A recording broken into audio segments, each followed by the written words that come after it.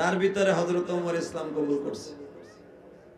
ইসলাম কবুল করার পরে ওমর জিজ্ঞেস করতেছে, ইয়া রাসূলুল্লাহ, আজকে চলেন তো কাবা ঘরের ভিতরে যে নামাজটা পড়ি।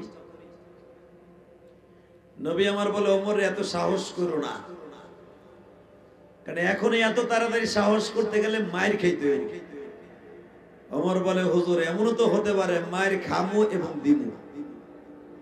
নবী আমার বললেন, ওমর, মুসলমান শুধু এখন মায়ের খাবে, দেয়ার প্রতিবাদের সেই ভাষা নাই।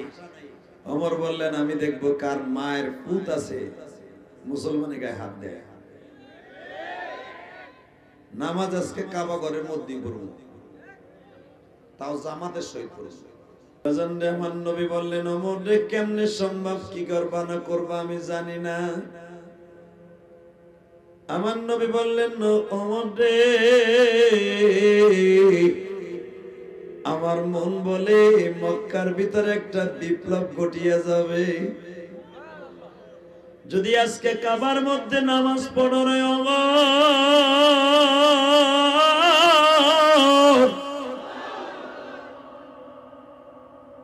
হযরত ওমর বলেন, ইয়া রাসূলুল্লাহ, আমরা 42 জন মুসলমানের মধ্যে দুইটা কাতার বানাবো, কাতার কাতার লাইন। এক কাতারের নেতৃত্ব দিবেন আপনি, আর এক কাতারের নেতৃত্ব দেবে হযরতে হামজা। সুবহানাল্লাহ। বাইতে যে কইলেন, এখানে কইলেই তো লস। এই মুসলমান মরলে শহীদ, বাঁচলে গাজী, ওই মরণটাই মরতে রাজি। দেখা যাবে এবার। আমার নবী বললেন, ওমর কি দিয়ে কি করতেছ আমি কিচ্ছু বুঝতেছি না, আমাগো ভালোর জায়গা খারাপ হয় কিনা তাও বুঝতে পারতেছি না। ওমর বললেন, হুজুর আমার সাথে আপনি ভালো জানেন, ভালো মন্দর খাইরিহি ওয়া শাররিহি মিনাল্লাহি তাআলা ওয়াল বা'থি বাদাল মাউত। ভালো মন্দ তাকদীরের হিসাব কে দেয়?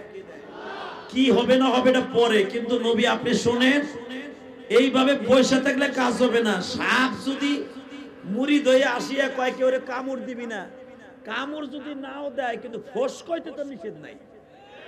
কথা বল না কেন?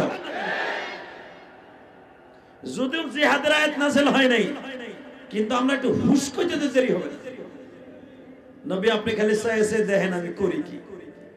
দুই কাতারে এক একজন যদি 42 জন হয়, এক এক কাতারে কয়জন করে হবে? হ্যাঁ, আরে হযরত হামজা নবী বাদে 40 জন, 20 জন করে কাতারে। ওমর বললেন, ইয়া রাসূলুল্লাহ, আপনারা দুইজন কাতারে, দুই কাতারের সামনে চলবেন, আর আপনাকে দুই কাতারে মাঝখানে বসে সামনে চলবেন। আমি দেখবো এবার ওমরের ইত্তেবা কে কে করতে রাজি আছে। ও বাজার, মুসলমান দুই ধার দিয়ে চলে, কাতার দিয়া, ওমর মাঝখানে। In the meantime Omar সব বাইরে রাইখা কাবা ঘরের দরজার কাছে দাঁড়াইছে। কাবা ঘরের দরজার কাছে দাঁড়ায়া তরবারিটা টান দিয়া হাঁটুর উপরে তরবারিটা নিচে রাইখা, তরবারির আসারির উপরে হাতটা এইভাবে রাইখা, মনে হচ্ছে বাদশা দাঁড়ায় দিয়েছে। বাদশা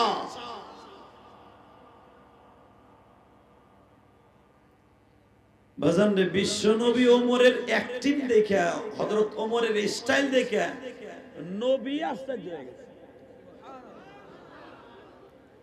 সাথে সাথে আমার নবী বলেন, আসাদুল্লাহি ওয়া আসাদ রাসূলিহি।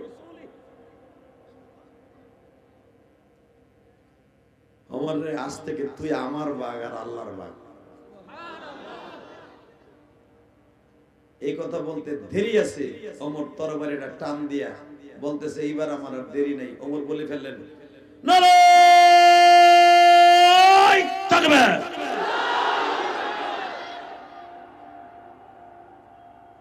40 জন সাহাবী আল্লাহু আকবার বলছে, মনে হইতেছে 40,000 কইছে। কারণ এই 40 জনের সাথে আরো প্রায় 40,000 ফেরেশতা কণ্ঠ লাগাইছে। বাজানরে, ওমর যখন তাকবীর দিছে, আবু জেহেল ঘরের মধ্যে পাগলের মতো দৌড়ে আসছে। কে এত বড় তাকবীরের ধ্বনি দিল? আল্লাহু আকবার, আল্লাহ সবচেয়ে বড়। একদিন জানতাম জয় হাবল, জয় লাত, জয় উজ্জা। আজকে দেখি আল্লাহু আকবার মানে আল্লাহ বড়। এটা আবার কে দিল? বের হয়ে দেখে আর কেউ না, খাত্তাবের বলা ওমর। যখন পিছনে পৌঁছাইছে, ওমরকে এদিকে আয় না, এদিকে আয়। আজকে খাত্তাবের বলা ইসলাম কবুল করছে। ওমর তুই না গতকাল কেউ আমার দলে আসিলি? কই আসিলাম দুলাভাই, আজকে নাই। তো তুই বুঝালো ওমর যখন ইসলাম কবুল করছে ওপেনলি যে মুহাম্মদ সাল্লাল্লাহু আলাইহি ওয়াসাল্লাম আগে ইসলাম দাওয়াত দিতে পারে নাই, আমার ভয়, তোর ভয় না, আমার ভয়। আজকে যখন আমি কালেমা পড়ছি, এখন ওপেন দাওয়াত দিবে।